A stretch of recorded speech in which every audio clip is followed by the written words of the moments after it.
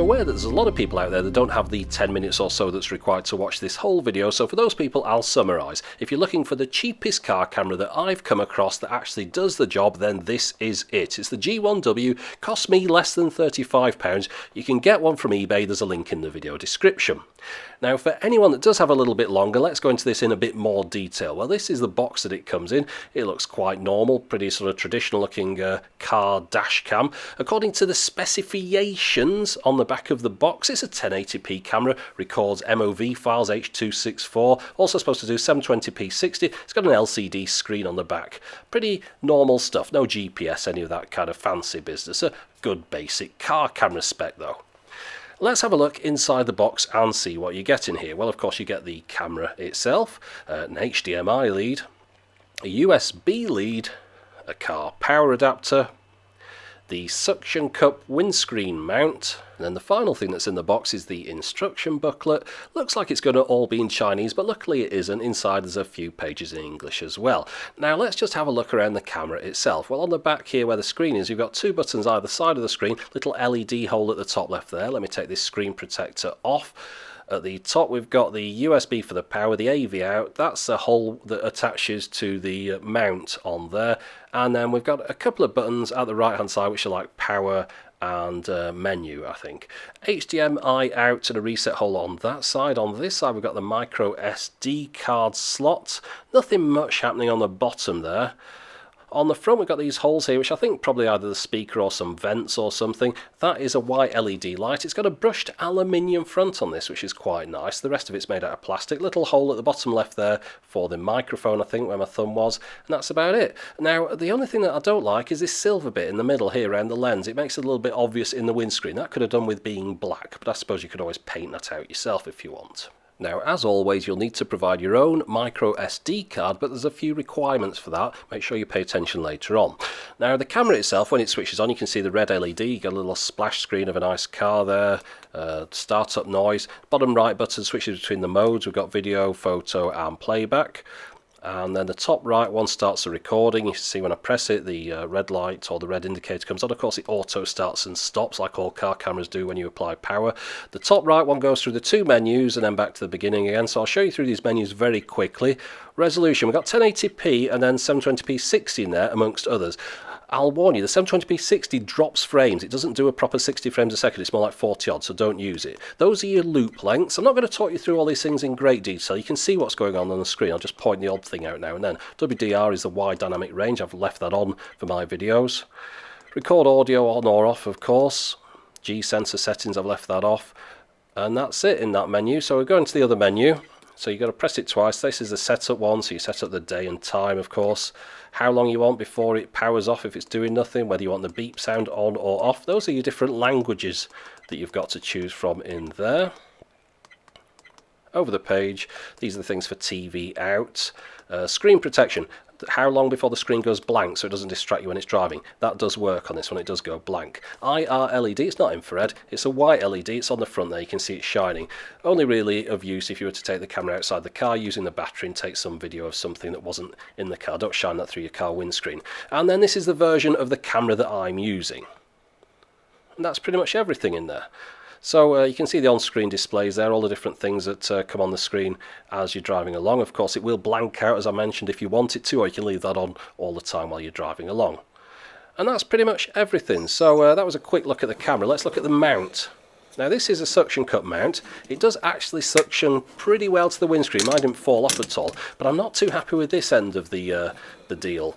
The bit that attaches to the camera, it all feels a little bit plasticky. Now it slides in that slot there, as you can see, it's rather sort of simple. Goes in, slide the camera along, and then it holds it. It does hold it fine. It does rotate this bit, a little bit loose on the old rotate there. Could do with being a bit stronger. I think it could sort of rotate by accident. Now you can tighten the bit up in the middle to stop it going up and down, but you can't adjust the sort of angle of it. So if you put it on your windscreen with a suction cup, you find you've got it at an angle, so it's not flat. You'll have to take the suction cup off again. It's not like a ball joint that you can do sorts of manoeuvres with. But be careful with that mount. You only get the one, and I think you could break that if you're a little bit clumsy, sort of getting the camera out of it. It does feel a bit plasticky. That's one downside to this camera. The mount isn't the best. By the way, that mount hole does not fit any of the other mounts that I had before. I've got some other cameras that have similar looking mounts, but they're bigger size bits that wouldn't go in there. Now let's have a look at some footage shot with the camera. I think you'll be impressed with this. I mean, remember, this is a camera that actually cost me, I think on eBay, I think it was £32. Now, of course, I got that from China, and it did take about 3.5 weeks to get to me. So it might be worth perhaps paying a bit more for a local one. But if you're prepared to wait, you can't argue with £32. Anyway, forget the delivery, just look at the quality of this. This is excellent. It's really good quality. If you notice any sort of jerking or stuttering on the video, that's something to do with my editing, because the video doesn't jerk, it doesn't stutter, everything's fine, nice and sharp. Look at the street signs or the motorway signs up above here. You could read those if you paused it there while I'm editing the video. I don't know how this is going to come across on YouTube. Now, of course, I think the G1W is a clone of some other cameras that I've tested, or similar to some other cameras, but it doesn't matter. It uses a decent chipset. I know a place you can get it from where they've sold, I don't know, thousands of these things, looking at the eBay auctions, and I think everyone's got the same camera. So if you want to make sure you get one of these, not a clone of a clone, then maybe get one from the link that's in my video description. As you can see, in the dark it does a pretty good job. I mean, this isn't particularly dark because we've got street lights and things, but I've seen cameras do a heck of a lot worse than this in these conditions. Some of them, when you're getting down this bit, you can't see anything at all. Now, in the even darker lane around the corner, it's still doing a really good job. I haven't gone down a pitch black lane with this camera. This is only a quick review. I just wanted to sort of knock this one out. This is my last car camera review of the year, so I'm just sort of hurrying along with this one. But as you can see, really good job in the dark. I'll also show you a bit of sort of twilight footage in a second, not vampires and stuff like that. No, early morning type stuff. This is 7:47 in the morning. This looks really good. You can see all the street lights and things, and the sky's got a bit of blue in it, even though it didn't have it to the naked eye.